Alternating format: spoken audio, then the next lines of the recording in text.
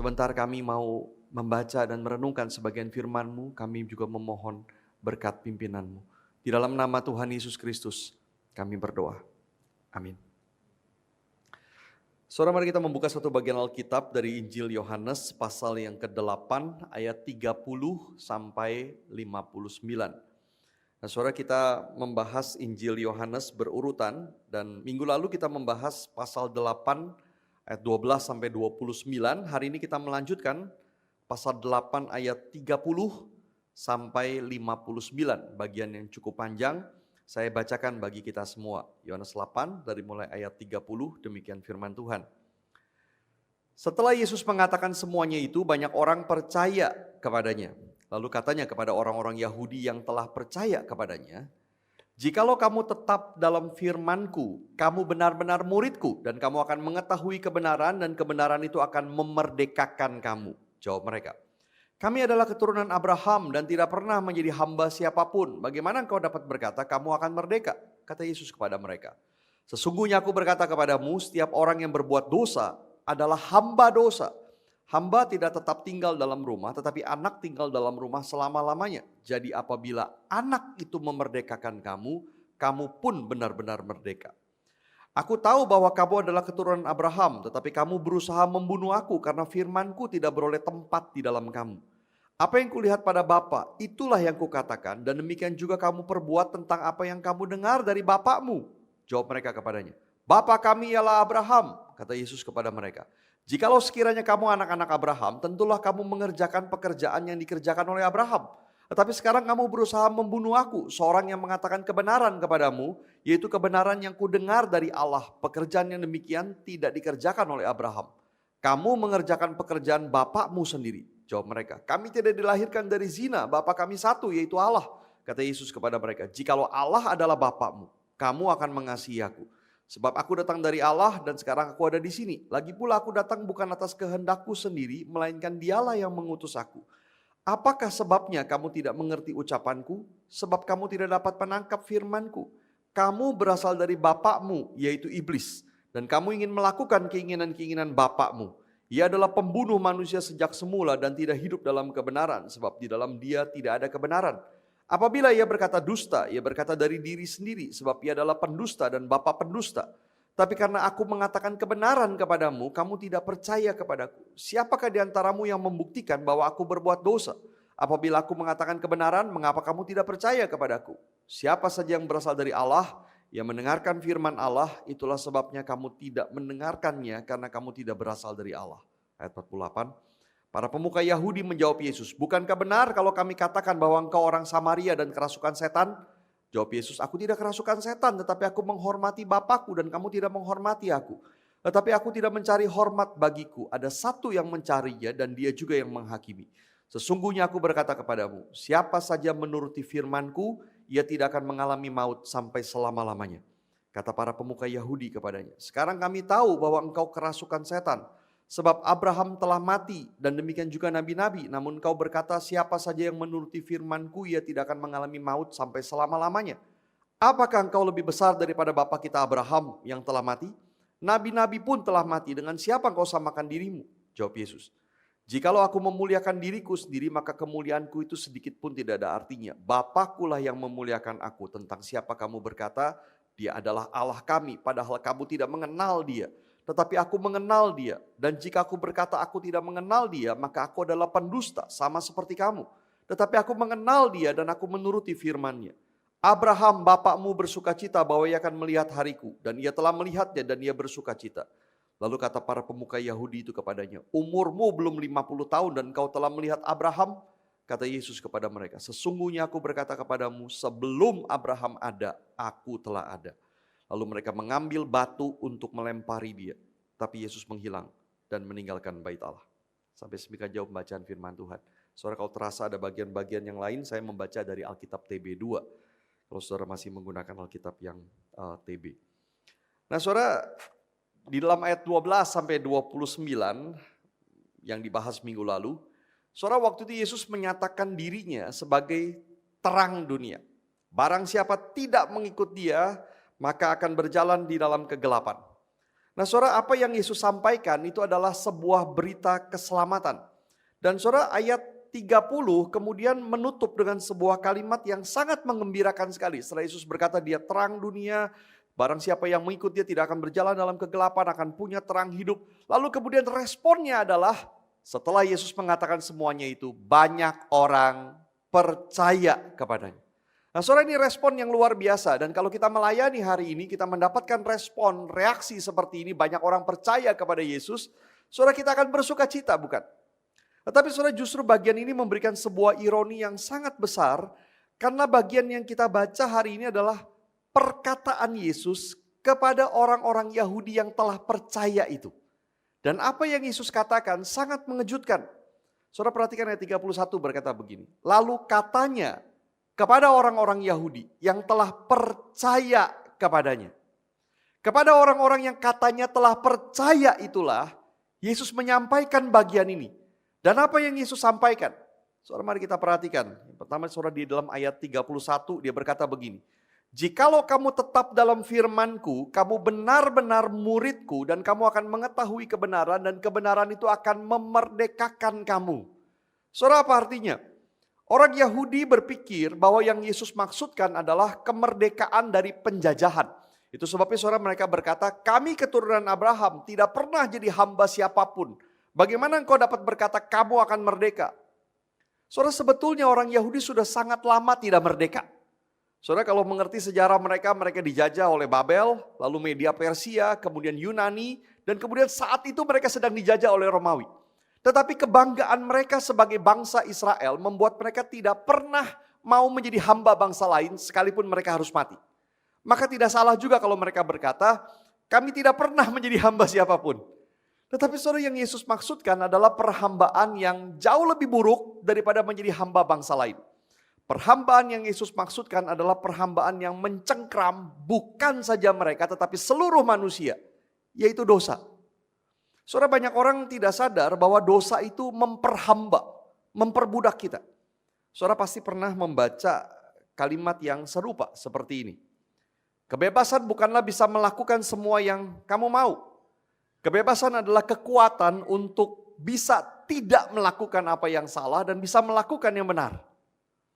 Saudara, kebebasan itu bukan sesuatu yang kita bisa melakukan apa saja kita mau. Tapi ketika kita bisa tidak melakukan apa yang salah dan bisa melakukan yang benar, itulah kebebasan. Saudara perhatikan ketika orang berjudi misalnya. Dia lakukan 1 kali, lalu 2 kali, 3 kali, sampai uangnya habis, keluarga berantakan, dia dikejar oleh hutang. Dia mau berhenti, tapi apakah bisa? Sulit sekali. Dan itulah perhambaan. Atau perhatikan ketika orang berselingkuh, dia tahu tidak boleh, tapi pikirannya menipu dirinya bahwa tidak apa, semua orang juga lakukan, tidak akan ketahuan dan seterusnya. Sampai akhirnya hidupnya hancur. Itulah perhambaan. Dan sekarang Yesus berkata kebenaran itu akan memerdekakan kamu dari perhambaan yang seperti itu. Saudara kebenaran apa yang akan memerdekakan mereka? Ayat 36 saudara berkata begini. Jadi apabila anak itu memerdekakan kamu, kamu pun benar-benar merdeka. Anak itu artinya Yesus sendiri memerdekakan kamu, kamu pun benar-benar merdeka. Saudara tadi Yesus berkata kebenaran itu akan memerdekakan kamu. Dan sekarang dia berkata, aku, dia sendiri akan memerdekakan kamu.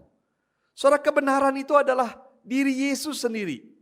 Maka yang Yesus katakan kepada mereka adalah begini, kamu berkata sudah percaya, tapi jikalau kamu tetap dalam firman-Ku, barulah kamu benar-benar murid-Ku dan kamu akan mengenal Aku dan Aku akan memerdekakan kamu. Apa implikasi kalimat ini? Implikasinya saudara adalah mereka yang berkata sudah percaya itu belum benar-benar murid Yesus, belum mengenal Yesus, belum dimerdekakan oleh Yesus. Yesus berkata kamu yang berkata sudah percaya, kalau kamu tinggal betul-betul di dalam firman-Ku, barulah kamu betul-betul murid-Ku, mengenal Aku, dan Aku akan memerdekakan kamu. Tapi mereka belum mengalami itu. Nah saudara masalah dari orang-orang Yahudi adalah mereka mencampur adukan 2 macam keluarga. Yang pertama adalah keluarga keturunan Abraham secara darah dan daging. Karena dari Abraham lahir Ishak, dari Ishak lahir Yakub, kemudian dari Yakub mereka adalah orang Israel.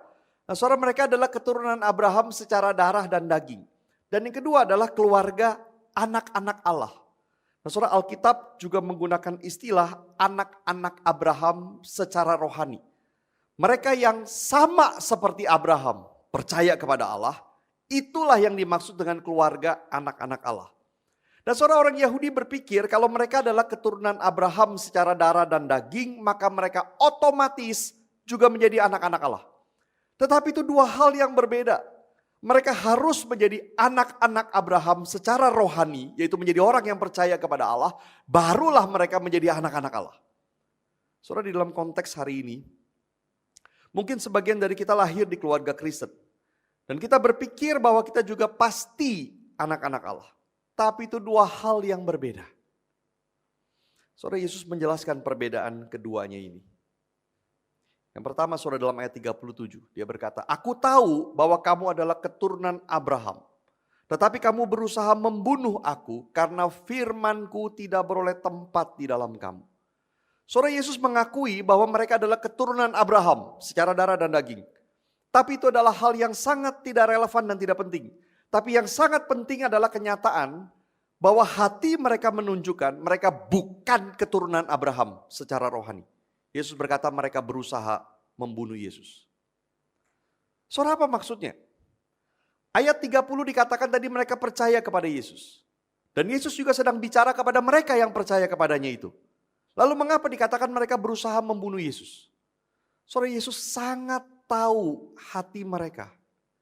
Mereka percaya kepada Yesus hanya jika tidak ada apapun yang Yesus katakan yang bertentangan dengan pikiran mereka. Ketika apa yang Yesus ajarkan tidak sesuai dengan apa yang mereka pikirkan atau mereka inginkan, mereka sangat marah dan berusaha membunuh Yesus. Injil Yohanes sudah beberapa kali menceritakan orang Yahudi berusaha membunuh Yesus. Dan mereka orang-orang yang katanya percaya ini juga sama. Di ayat 59 saudara, akhirnya mereka mengambil batu untuk melempari Yesus. Dari berkata percaya lalu berusaha membunuh Yesus. Yesus tahu itu. Dan alasan mengapa mereka seperti itu, Yesus berkata, karena firman-Ku tidak beroleh tempat di dalam kamu. You have no room for my word. Tidak ada di dalam dirimu tempat untuk firman-Ku. Saudara, mereka bisa berkata begini, kami punya tempat untuk firman-Mu. Buktinya adalah kami percaya. Bukan, saudara. Hati mereka sebetulnya sudah terisi sesuatu yang lain. Dan mereka tidak memberikan tempat lagi. Mereka hanya mencocokkan. Ketika kalimat Yesus sama, sesuai dengan apa yang sudah ada di dalam hati mereka, mereka mengangguk setuju. Tetapi ketika kalimat Yesus tidak sesuai dengan apa yang ada di dalam hati mereka, mereka marah kepada Yesus. Maka sebetulnya tidak ada tempat di dalam hati mereka untuk firman Tuhan. Ini yang pertama. Yang kedua, saudara. Yohanes 8 ayat 39. Jikalau sekiranya kamu anak-anak Abraham, kata Yesus, tentulah kamu mengerjakan pekerjaan yang dikerjakan oleh Abraham. Orang Yahudi lagi-lagi berpikir soal keturunan Abraham secara darah dan daging. Maka mereka berkata, Bapa kami ialah Abraham.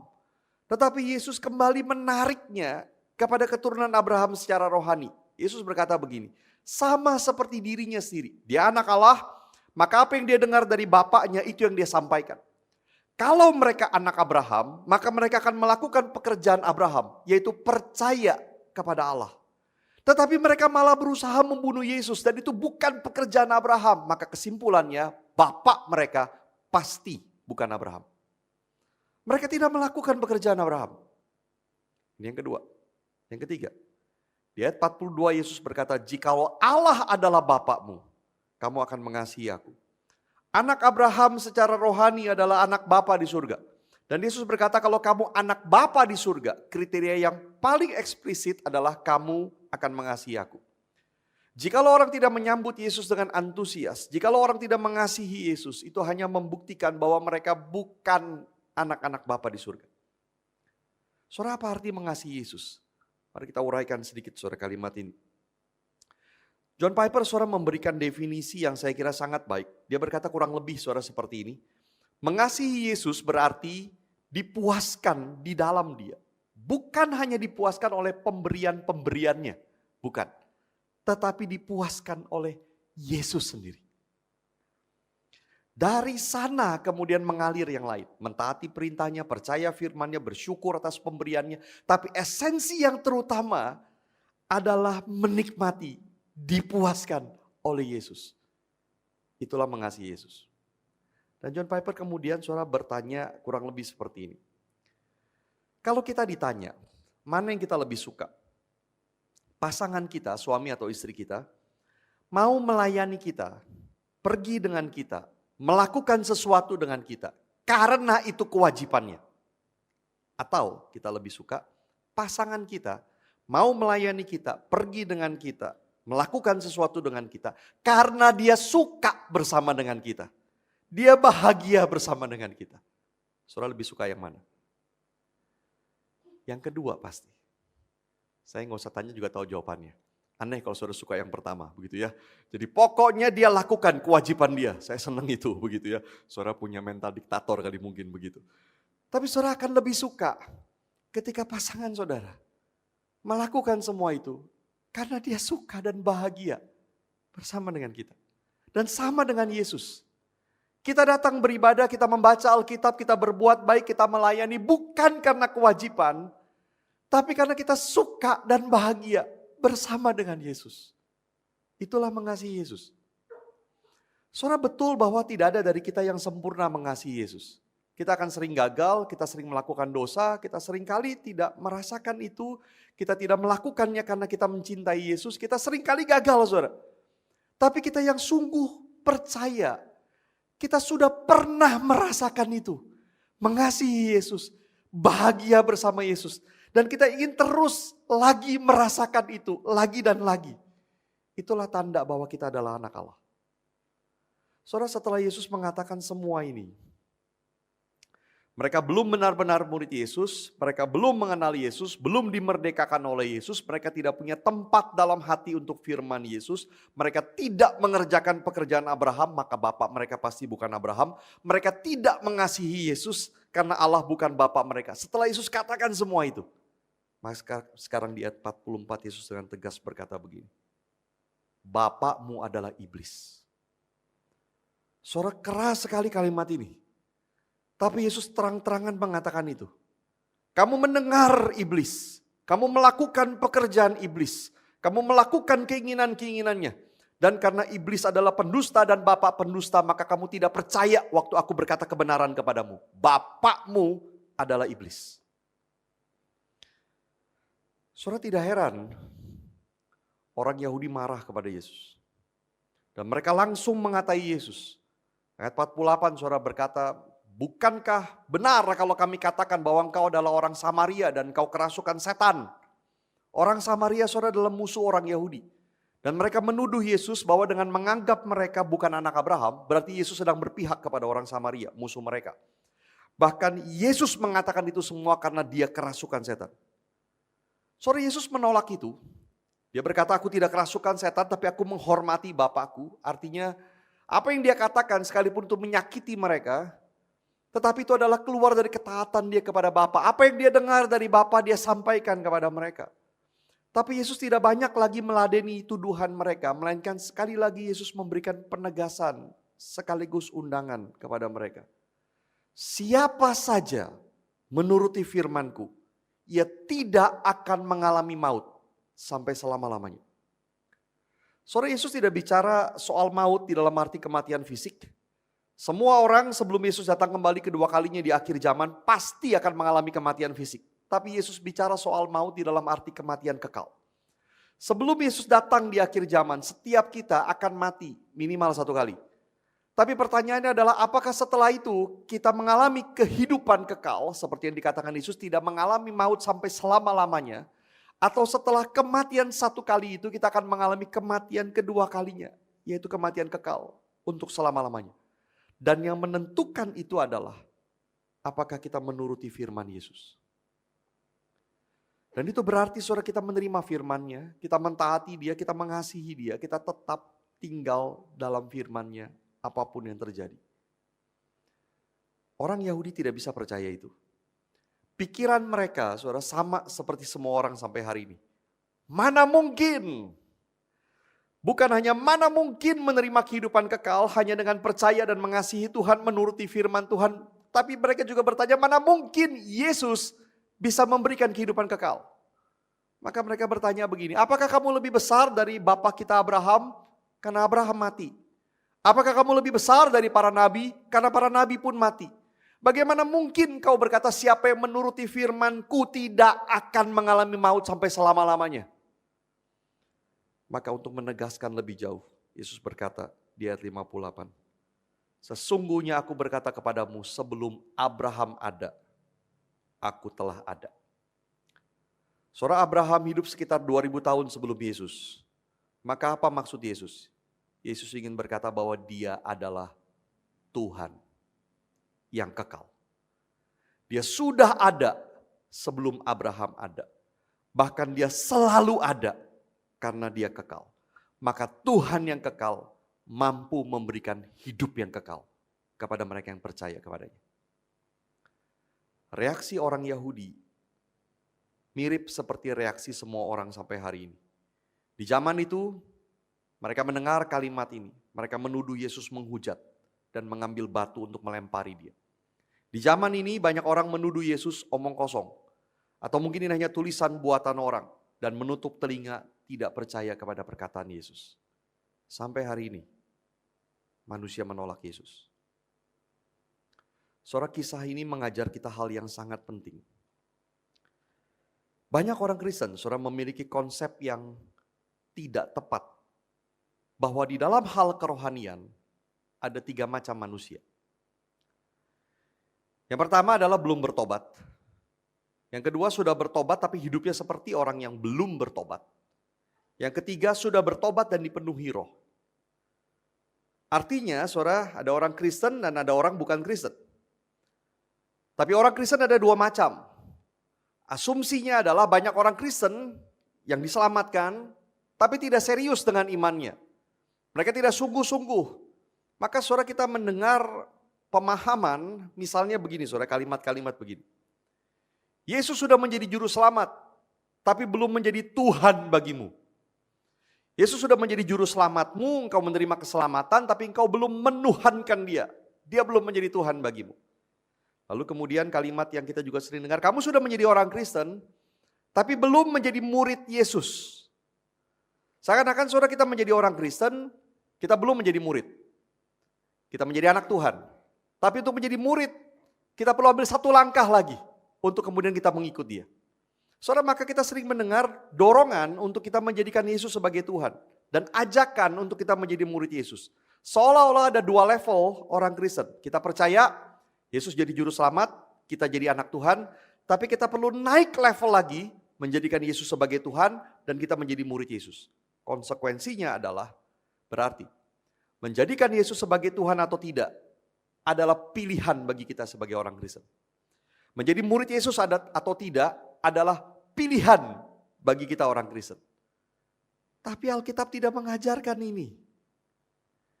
Saudara, secara kerohanian, hanya ada 2 macam orang yang sudah bertobat, yang belum bertobat dan yang sudah bertobat. Yang belum bertobat itu berarti dia bukan murid Yesus, belum dimerdekakan dari dosa, tidak menerima firman di dalam hatinya, tidak taat kepada Yesus, tidak mengasihi Yesus.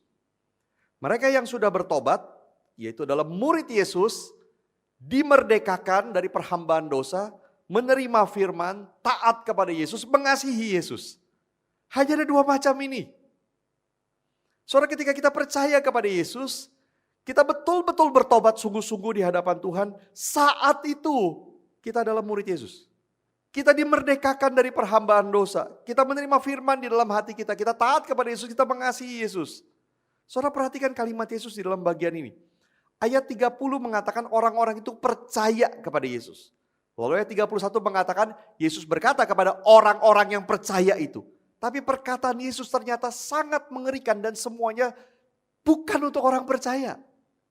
Kalau kamu tetap dalam firman-Ku, barulah kamu benar-benar murid-Ku dan kamu akan mengetahui kebenaran dan aku akan memerdekakan kamu. Kalau tidak, kamu memang bukan murid-Ku dan kamu belum dimerdekakan dari dosa.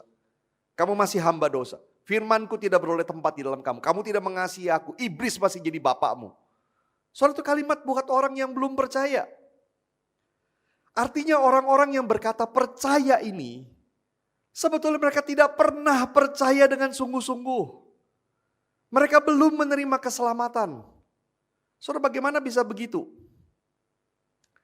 Ada percaya yang menyelamatkan, saving faith, iman yang menyelamatkan.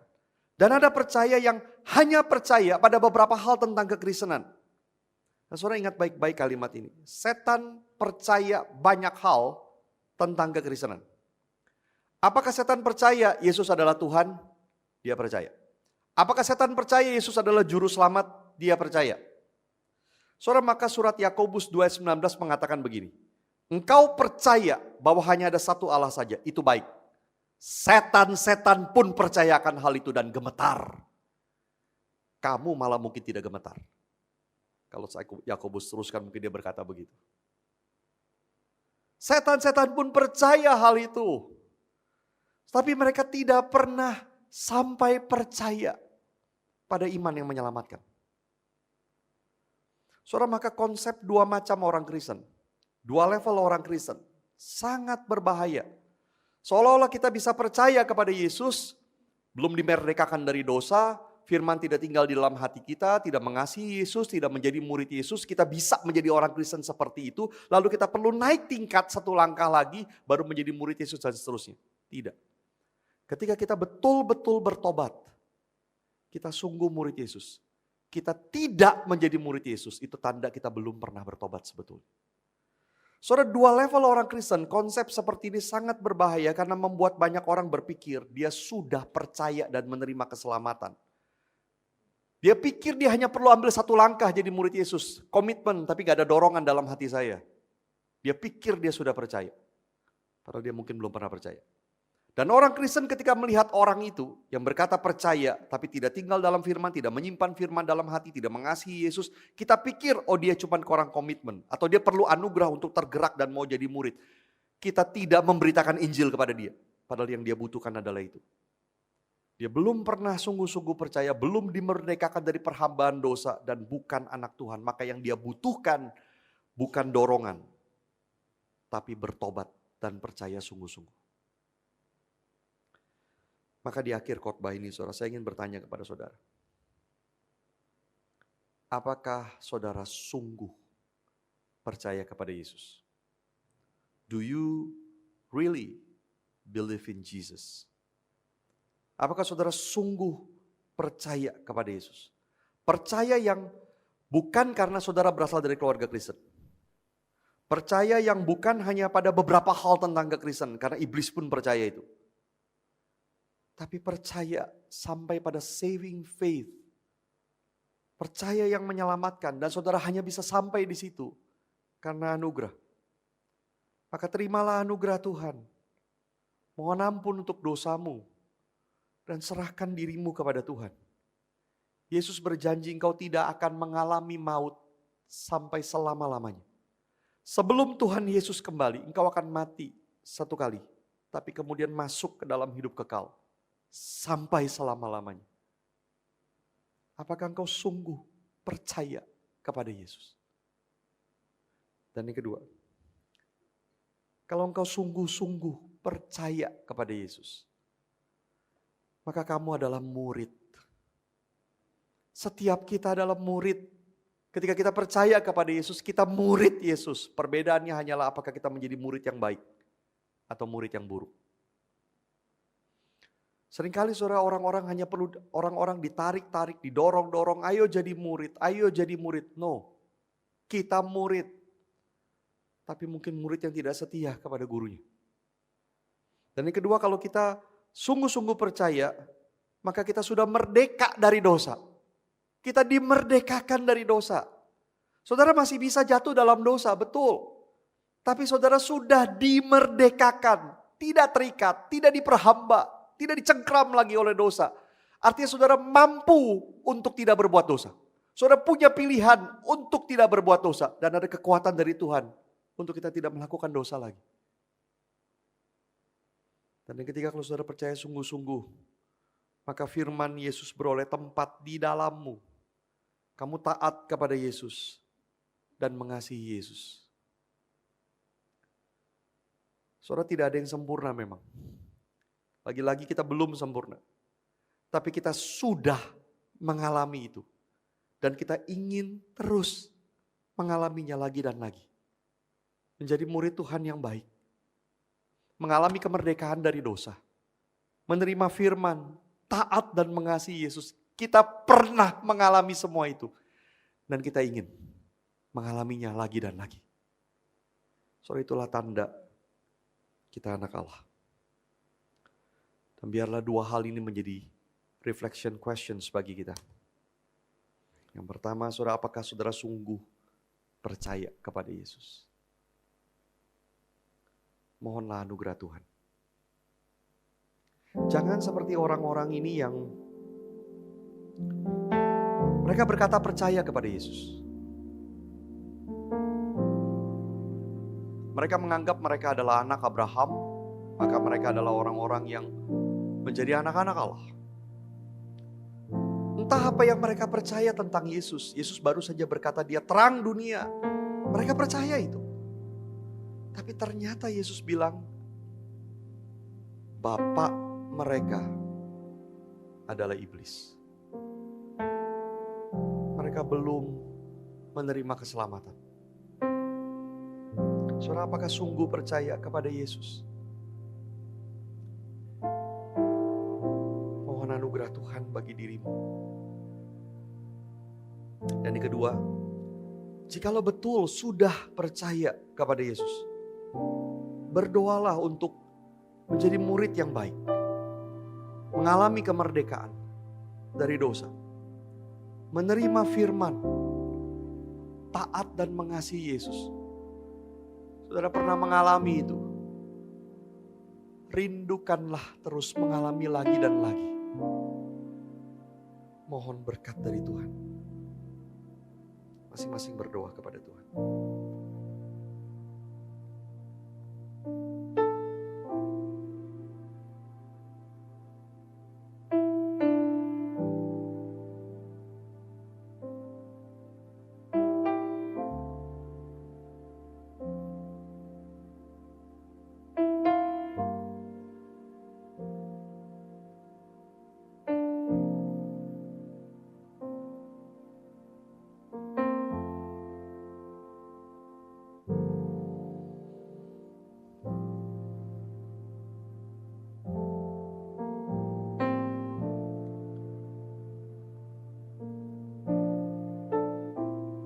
Bersyukur ya Tuhan kepadamu.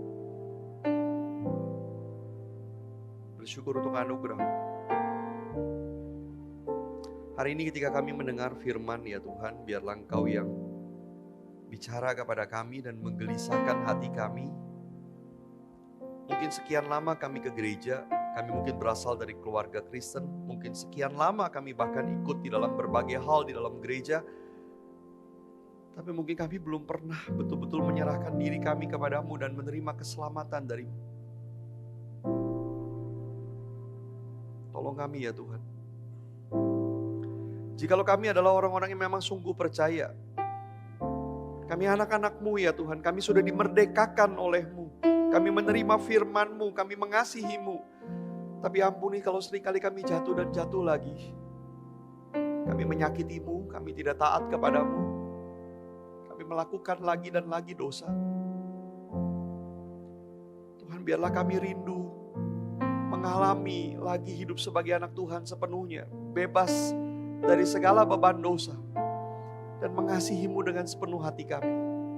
Tolong kami ya Tuhan. Terima kasih ya Tuhan. Dengar seru doa kami. Di dalam nama Tuhan Yesus kami berdoa.